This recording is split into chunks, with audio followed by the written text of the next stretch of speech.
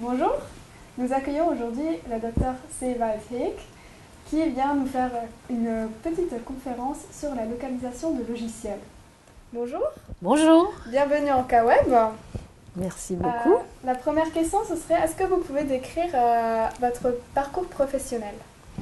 Oui, moi j'ai fait mon baccalauréat en Allemagne et après avoir fini l'enseignement scolaire, j'ai commencé à faire mes études en Allemagne, en Basse-Saxe, à Hanovre, pour ensuite faire ma maîtrise à Paris en linguistique et informatique. Et après de différentes étapes, j'ai finalement faire l'enseignement ou enseigner à l'université de Saarbrück pour finalement maintenant travailler déjà depuis 15 ans à l'université de sciences appliquées Anhalt qui se trouve en Saxe-Anhalt. Et là-bas, on a deux cours en localisation de logiciels, un master et un bachelor. D'accord, merci. Vous êtes venu en master K-Web, donc un master qui traite beaucoup de localisation. Quel est le message fondamental que vous vouliez nous faire passer? D'une part, c'est de partager avec vous les idées fondamentales de la localisation, c'est-à-dire les astuces, les choses auxquelles il faut surtout faire attention lors de la localisation. Ensuite aussi démontrer que le champ de la localisation est un champ assez divers avec énormément de tâches et de travaux différents.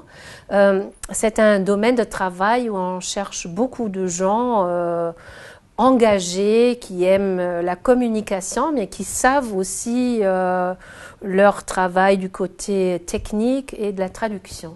D'accord, merci. Quelles sont vos expériences personnelles par rapport à l'évolution des outils de localisation?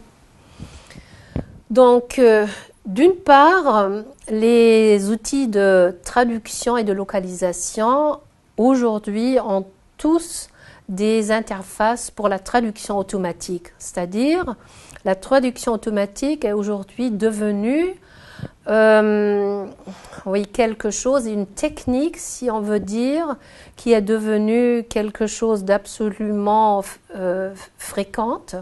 C'est-à-dire, il faut, pour travailler d'une manière efficace, connaître également aussi comment insérer les techniques de la traduction automatique sans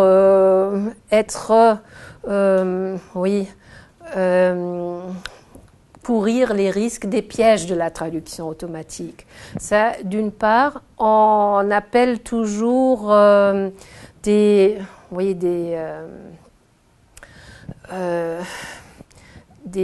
chemins pour rendre plus efficace la localisation et aujourd'hui des outils, des logiciels de localisation ont combiné énormément de techniques qui, il y a encore 10 années, étaient réparties sur différents outils. C'est-à-dire, aujourd'hui, il faut d'une part être familier des expressions régulières et savoir aussi des méthodes stylistiques et des manières de travailler, de traduire un texte d'une manière, qu'il soit d'un style assez bien travaillé. D'accord. Comment vous pensez que les logiciels de localisation évoluent dans le futur? Oui, alors c'était une question que je viens effectivement déjà de discuter avec le chef de SDL. Je lui avais posé cette question il y a quelques années et lui, il m'a répondu qu'il pensait que dans le futur, on ne verra certainement pas d'outils nouveaux, mais une combinaison des outils qui existent. Et on va essayer d'en extraire les techniques pour rendre plus efficace le flux de travail. Et je pense que ça se montre aujourd'hui parce qu'il n'y a pas vraiment d'outils nouveaux.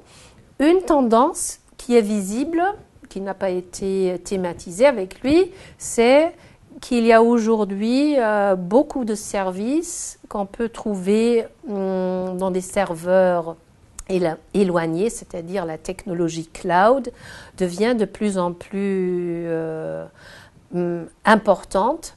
Et ceci est aussi une occasion pour les traducteurs, les localisateurs, parce que par cette technologie, on n'a plus besoin d'avoir toute cette technologie auprès de soi-même, mais on peut s'en servir et quelqu'un d'autre est responsable du fonctionnement. Ce qu'il faut d'ailleurs, ce qui peut être aussi un désavantage, avoir une bonne connexion Internet parce que sinon on n'arrive pas à faire le travail d'une manière efficace.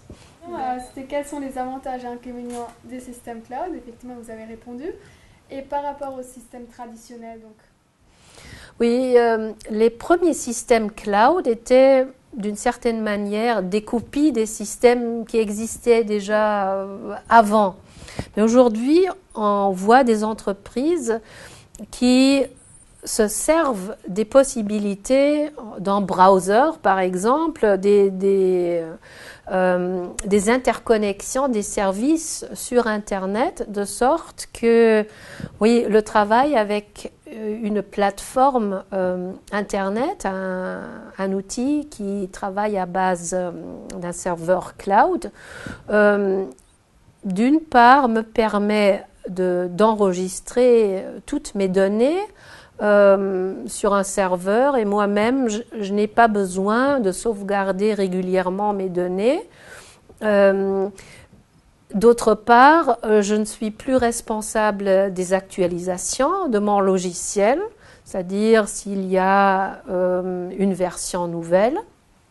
C'est pas moi qui dois me procurer de ceci et de cela. Et ça facilite d'une certaine manière aussi le travail du côté du traducteur ou de celui qui fait la localisation. D'accord. Merci beaucoup pour vos réponses. Je vous en prie, oui, avec plaisir. Et à bientôt pour un prochain épisode.